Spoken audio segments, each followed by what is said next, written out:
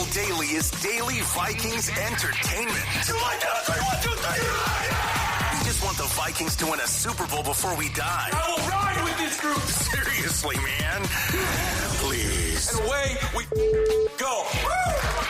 All right, Vikings Vent Line, right here on the Purple Daily YouTube channel every Sunday. Hit that subscribe button for daily Vikings entertainment. Of course, Vikings Vent Line lives on throughout the entire year during the regular season and hopefully playoffs, at least sometimes playoffs for the Vikings.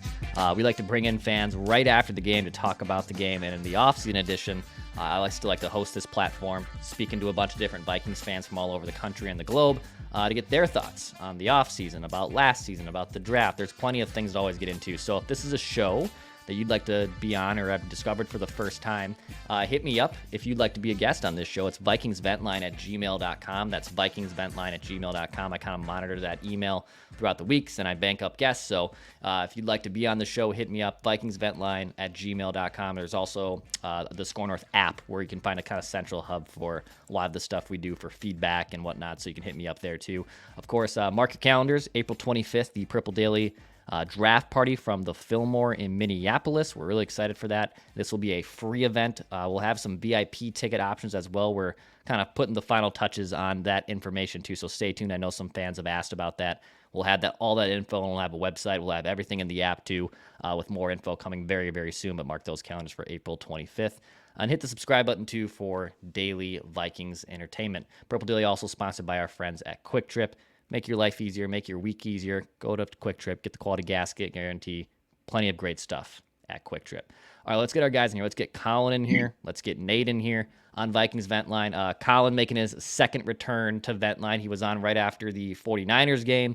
A highlight of the season. Oh, what could have been, Colin, if after that win for the Vikings and if Kirk didn't get hurt against Green Bay. Probably looks like a much different season for the Vikings than Kirk Cousins. Yeah. After that victory, I was very happy, very hopeful, and then the Green Bay came and went downhill from there. Let's just leave it at that. Yep. And Nate, welcome to Vikings Vent Line. Good to have you on here. You've been listening to Purple Daily on and off for like the last few years. Excited to have you on now, though. Where are you calling from, and how long have you been a Vikings fan, sir? So I'm calling in from Minneapolis. Okay. I've been a Vikings fan, pretty much my whole life, born and raised in Minnesota.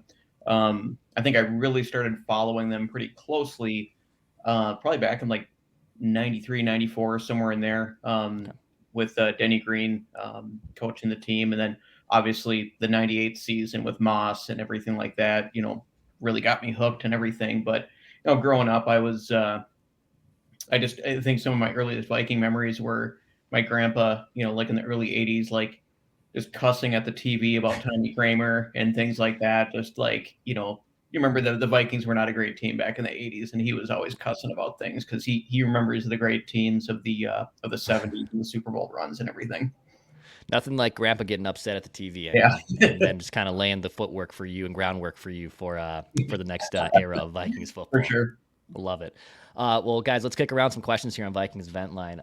Colin, I'm going to start with you here. What do you like? What would you like the Vikings to do in free agency? On Friday, it was also announced the salary cap's even going up, so teams are going to have about $30 million more to spend as compared to last season. So free agency plans, what would you like to see the Vikings do this offseason? Well, especially with the cap going up, I think one of the first things that we should do is absolutely lock down a contract for Danielle Hunter.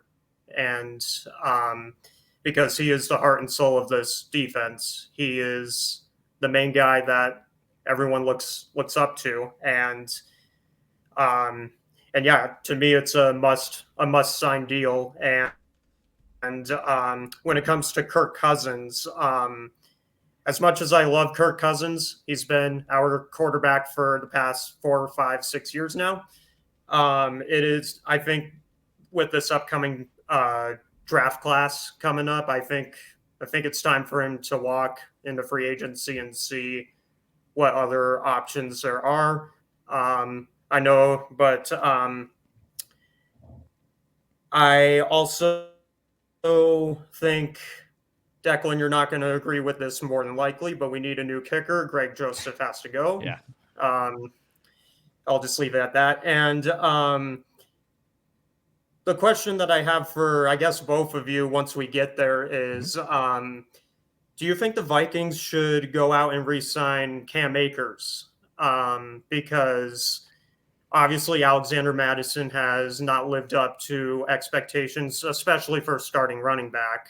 Ty Chandler has lived up to expectations to be a backup running back regularly. So I was wondering, would Cam Akers be an option for you guys? Because I'm kind of torn on this one. You know, with Akers, I think he had now he's suffered 2 different Achilles injuries. He suffered a second one with the Vikings. He had another one with the Rams before in his career. I'd probably look elsewhere for running back help, but I'm with you that they have to figure out their running game, and probably, as much as fans probably don't want to overpay or even just sign any free agent running backs, it's kind of a dangerous proposition. They might have to. They might be forced to dip their toe into that market. You know, Alexander Mattison and Ty Chandler, to your point, are probably more of backups, but they need some legitimate help here in that position. And KOC, I think, also needs to look in the mirror a little bit too and kind of self-evaluate how he just operates in the running game. I'd probably look elsewhere than Cam Akers, especially if the Achilles injury is going to linger him a little bit, but you could bring him back as depth. Nate, not sure what you think, if you'd like to see the Vikings kind of add at running back or maybe just kind of roll with Alexander Mattison and Ty Chandler for another year. Yeah, I'd like to see him add another piece. You know, I was reading something online the other day, and someone was floating the idea of DeAndre Swift with the Eagles, who I wouldn't characterize him as an RB1. You know, maybe an RB2, RB3, somewhere in there. But I think a decent depth piece, and we could probably get him for a decent salary. I've seen other people talk about like Tony Pollard, Saquon Barkley, and I'm just not a big fan of like paying that much for running backs in this league. It's just, I think those guys are just going to cost too much, and I think we gotta like we're finally in a place where our salary cap is actually getting a lot better and getting cleaned up, and I just don't feel like those kinds of moves would be beneficial long term. Yeah, I don't think Pollard will cost as much. Saquon, we'll see. I mean, there's a wide variance in what teams will give him because teams are reluctant to pay running backs. But, man, he's been one of the best and most productive running backs, too, over the last 4 or 5 years. I do think they'll have to fix something there with that position going forward because they can't afford to have just Madison and Ty Chandler again. They'll have to have some type of external addition. Nate, how about you, though? What do you want to see the Vikings do in free agency? Do you also want to bring back Danielle Hunter? Are you letting Kirk walk? What's kind of your blueprint plan for the Vikings this offseason? Well, I've been thinking about that, and I think a lot of people are looking at it and kind of saying, okay, that what we do in free agency is going to kind of determine what we do in the draft. You know, if we bring back Kirk, that kind of determines or that kind of dictates what they're going to do in the draft from the quarterback perspective. And I think they need to kind of think about it the other ways around. Think about what they want to do in the draft, and then kind of have free agency reflect that. And I think it's obvious the number one issue in the draft is getting a quarterback. They have to draft a quarterback, I think, in the first or second round at the latest, because Kirk's getting up there in age. He very well may not be with the team. And even if he is, I just don't think he's the kind of player that's going to elevate the team. And I think his salary is going to prevent them from kind of getting other building blocks in place around him. So I think with the focus on drafting a quarterback, about the only reason I can see to bring Kirk back is if he would agree to come back on the amount of his dead cap hit.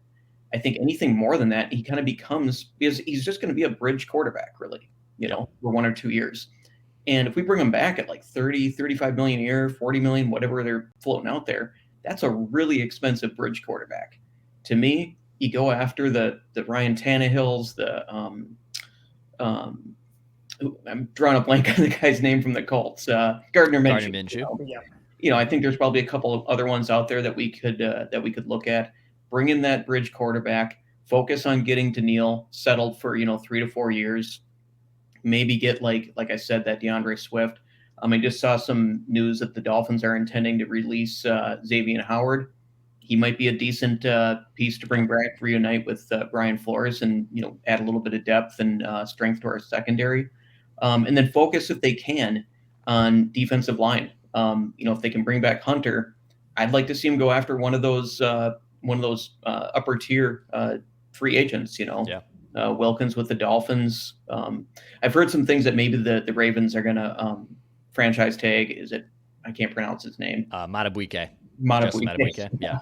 So he may not be an option, but I think there's a couple other, decent ones out there. Focus on the D-line. You can still address that in the draft, but with the focus being on quarterback in the draft, you got to pivot to the defense and free agency. Yeah, whatever. I know fans are looking ahead to the draft, and rightfully so. It's always a fun time of year, but free agency will kind of dictate what they want to do there. And if that's a big splash, whether that's bringing Kirk back, and then that might answer something at quarterback, maybe doesn't take the immediate need to trade up to get one, but you still have to kind of plan for life after Kirk. And if they make a big splash defensively with Danielle Hunter or Wilkins or even Matabuike if he's available to them, do you have less of a need to take a defensive player right away also at 11? So as much as we're looking ahead to the draft, and that'll be fun, and we'll talk draft here in just a sec, they have to figure out their free agency plan, then obviously that'll dictate everything that they'll do come draft time in a couple months. So Colin, is this a make or break draft for Kwesi? First draft has kind of been is tracking towards being a bust. Last year there was some, progress, Jordan Addison and Ivan Pace, and maybe Mekhi Blackman turns into something, but is this a make or break draft for Kwesi coming up here? Well, make or break is an interesting term, because in the first draft, it's basically a bust except for Ty Chandler. I mean, he's the only pick that really stood out as not really that much of a bust, but obviously in the second year, Jordan Addison was a hit. But coming up on this third year here, I'm not sure if make or break is the right term. It probably is, but this is a very important draft for Kwesi this upcoming year because this is a perfect opportunity to go out and get a young stud at quarterback, an opportunity to trade up and get a guy like Jaden Daniels, who is someone that I personally really like a lot. And obviously, I'm just a big believer that we should go out and get a young quarterback that is at least a little bit more mobile than what Kirk Cousins is. So, So yes, I think it's a make or break draft for Kwesi this year. If he craps the bed on this draft, I don't see really much of an excuse. For next year. So it feels pretty pivotal. Yeah, right. Make or break. It's not like he's gonna get fired right after the draft, but definitely he needs to really hit one and needs to bring it home because first draft being a miss, second draft being better progress, but still obviously there's some iffy picks there as well. If he finds the future quarterback and there's some strides there with Kevin O'Connell, I think that extends obviously the life of both Kwesi and Kevin O'Connell here long term. And the Vikings they need a draft class that has immediate impact. And I know draft classes mostly take a long time to develop. You saw that with the Lions this last year where they obviously had a lot of high picks in the first and second round, but there's a big reason why that team had so much success last year is because their rookie class had a humongous impacts on the field. And for the most part, the Vikings draft picks over the last few years haven't seen the field to make a big of an impact. They've had to have their other better players that have done that. So pretty pivotal draft. Nate, how about you? Do you think that this is a pretty pivotal draft for Kwesi Adofo-Mensah? Yeah, I think the word pivotal is key. I think that's probably the best way to describe it. And I think we're willing to overlook some things in 2022. I mean, he was working with the previous scouting staff and everything. From what I hear, Ed Donatel might have had an undue influence on the drafting of Lewis Seen and some of the other defensive players. But at the end of the day, I mean, it all falls on the GM. If you're not drafting well, I mean, you can point the finger at the scouts, the coaches, whatever. But I mean, that ultimately falls on the GM. And while I wouldn't say, we should, if we have a bad draft this year, or if the players don't produce in 2024, that we should fire them and move on or something. I don't think that's the case, but it's obviously going to, his percentage chance of getting a new contract, I would say, drops down to 10-20% if it's a swing and a miss on the draft, especially if they don't get the quarterback position right. If they don't get the quarterback position right, man, that's all right, we're moving on again. Yeah, I mean, you saw that with the Panthers, for God's sakes, with Bryce Young, that they just blew out that entire organization, and Not to say the Vikings are like the Panthers. Carolina has some questionable ownership decisions in general, but you saw how quickly that an organization just decided, hey, you guys have been here for a minute. I get it, but we're going to start over again. And we'll still start over with Bryce Young, but the Vikings can't afford probably, even if they have a poor season record-wise in 2024, if there's strides with the quarterback and with the offense, what KLC can do, actually, I think the Wilfs would have a little bit more of a leeway to give Kevin O'Connell and probably Kwesi Adofo-Mensah to get a second contract as they enter year 3 of a 4-year deal. If everything goes right, can they be a playoff team next year, Colin? Or are they kind of tracking where maybe that's just too far-fetched and it's a little confusing to figure out, obviously, because there's a lot of questions we still got to answer about the Vikings. But do you think if they hit on the right things here immediately in this offseason, do you see them returning to the playoffs in 2024? With the current roster that we have right now, no. That's a simple answer. We're not going to make the playoffs with what we have right now. But if we make the right decisions, locking up Danielle Hunter long-term, hitting on the quarterback position in the draft, reassuring our O-line a little bit, reassuring our corner position as well, or secondary in general. And also just reassuring up the positions that we don't really think about, like what Brandon Powell does, our punt returner. If we can bring in guys in free agency, like the Howard guy from Miami, if we brought him in, that would be awesome for our secondary. But I would say right now, we should give it a little bit of time before we say if this team is a playoff team or not. But with the current roster that we have, if we just re-sign everybody and bring Kirk Cousins back, then no, we will not be a playoff team. Interesting. Yeah, I wonder too, with the salary cap going up, if that does mean that the likelihood of them trying to run it back a little bit more with Kirk and Danielle, I wonder if that has changed their plans up a little bit. We'll certainly see. But the salary cap is huge. Yeah, I think running it back probably gives the Wilfs more hope that they could be a playoff team because they know what they have there. But at the same time, do you just want to be the wild card playoff team, or do you want to kind of start something new here with a fresh face at quarterback and build something that might take a little bit more time to become not just a playoff team, but a perennial contender in the NFC, which the Vikings, although they've had some pop-up years, have never really had sustained success where they're making the playoffs year in and year out. Just one back-to-back trip to the playoffs in the last 15, 20 years. So they have to show that they can do this consistently. But Nate, how about you? Do you think if they hit these right pieces, or if they run it back, are they a playoff team, or they're just going to have to kind of figure this out a little bit down the line after they make all these roster decisions? If they run it back, I don't think they are. And even if they hit on like free agency in the draft and they're much improved, I think the Vikings will be an improved team over last year. I mean, the number of injuries that we had, just that quarterback carousel. I mean, it doesn't matter, how good the pieces are around there. If you're having to swap out quarterbacks and the quarterbacks are struggling in each situation, I mean, there's no way to maintain consistency on the field, and any team is going to struggle in that kind of situation.